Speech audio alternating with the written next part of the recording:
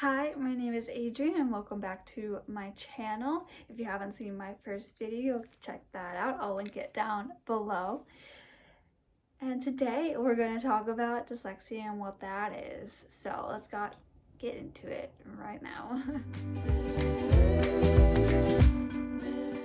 So dyslexia, the whole meaning of dyslexia comes basically from a Greek word. So dys, D-Y-S means poor, and lex means words or language. So we put it back together and it's dyslexia. So poor words, poor language.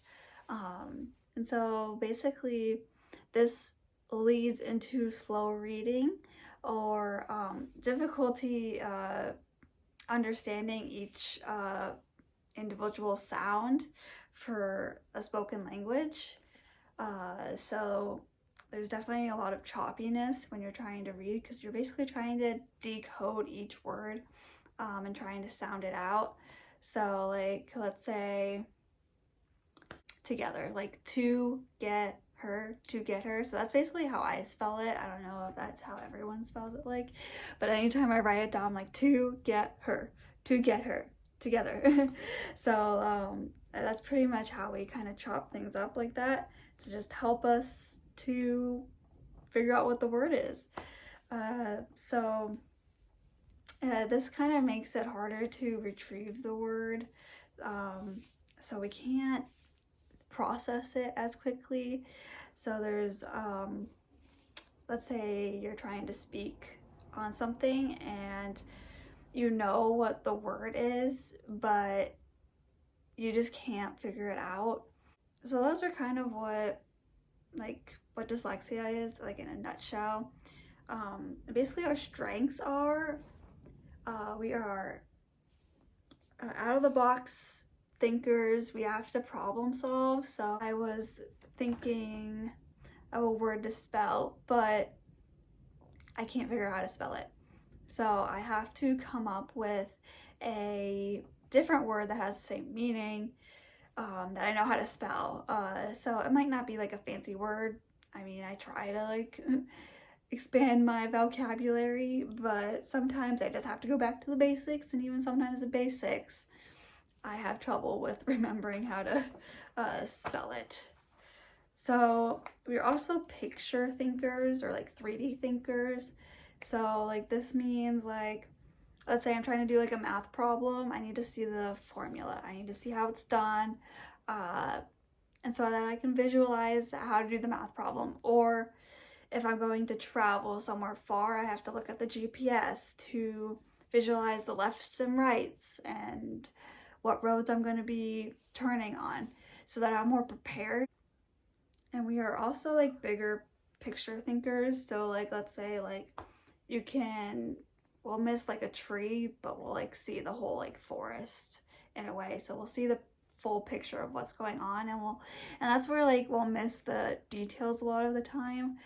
And that's how we can get more creative on like, especially with like photography or like art. You can definitely see the bigger picture and then you can add in the details. Basically like that's what dyslexia is. It's not just like a reading problem. It also can like go into like your social life in a way, just because like your self-esteem might be lowered by it. I mean, if not, like it's honestly like the more I'm learning, it's more of like a superpower than a difficulty at this point.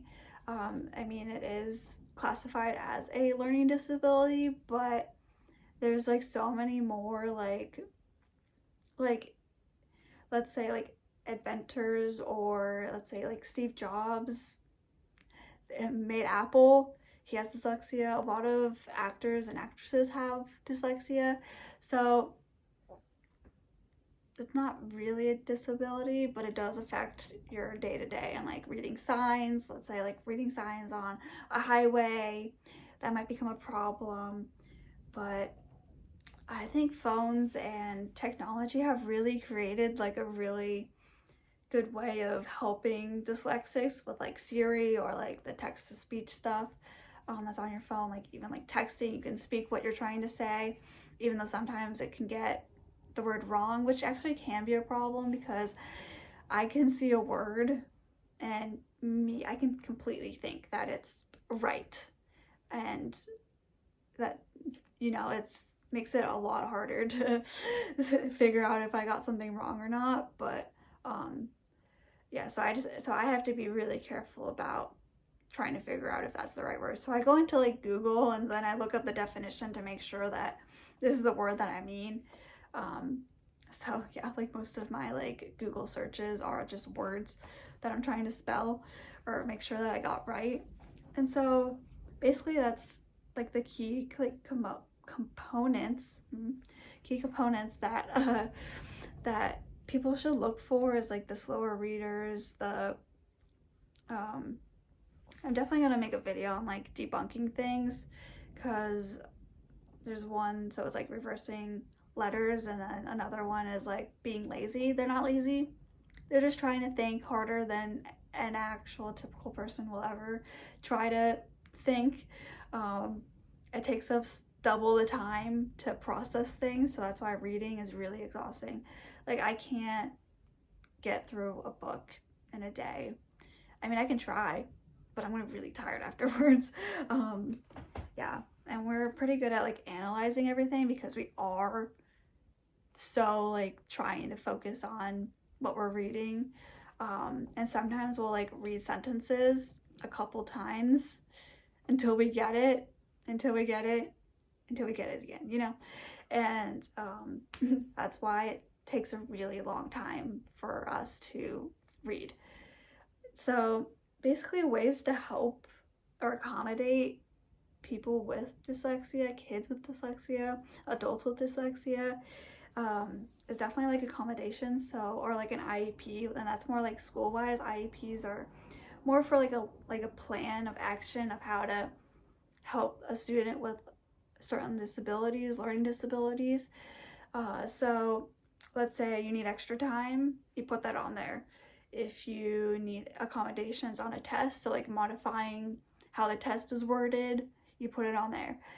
You also make like yearly goals. So like, let's say I want to read 10 books by the end of the year. I mean, that might sound like not that much, but it might be like a huge achievement for someone with dyslexia, you know?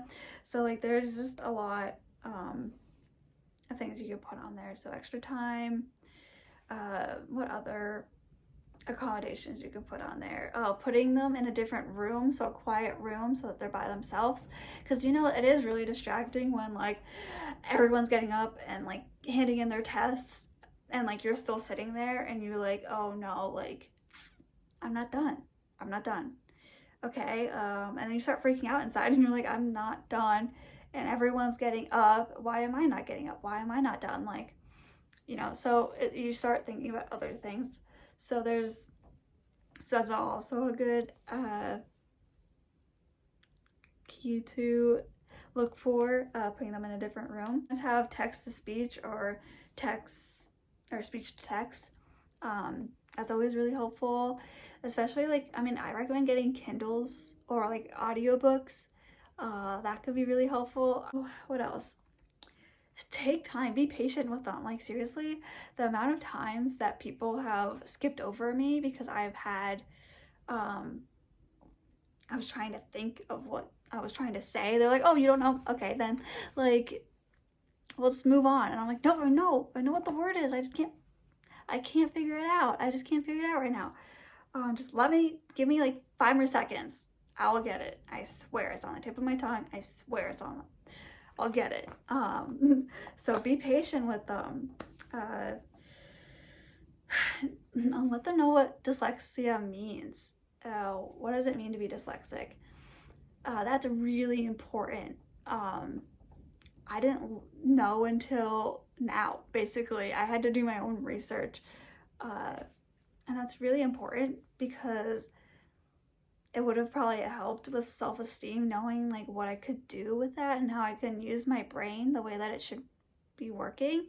Like our brains are wired so coolly. That's not a word, but like it's just there's just so much that our brains can do, and we think more on our right side of our head than our left side. So that's more language and words, and the right side is more creativity. And that's why we think in pictures and stuff, and that's why we can be more creative, is that's because that's what we think in.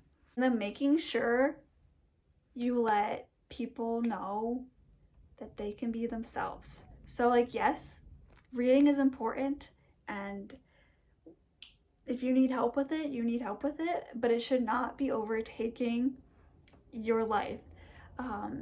If a student wants to take a class, like, let them take a class. Like, let them grow in something that they'll enjoy, instead of, always making them read or take them out of class. Just making sure that they know what they can do as a human being, because not just like reading, if you are always taking them out of class or stopping them from taking something, that can be dangerous and like mentally not fun. And so just make sure you are helping your students learn who they are, and also help them how to read, because that's also really important. So I'm not saying like don't do that, just make them make a art project or photography, give them something else to do, instead of thinking of like, oh, I can't read, okay, cool, oh, that's all I can, that's who I am, I can't read, awesome, cool. So what am I, who am I? Like, okay, sure. So yeah, there's a lot to know about dyslexia. I'll probably do more research. You can add more comments down below of what dyslexia is if I missed anything.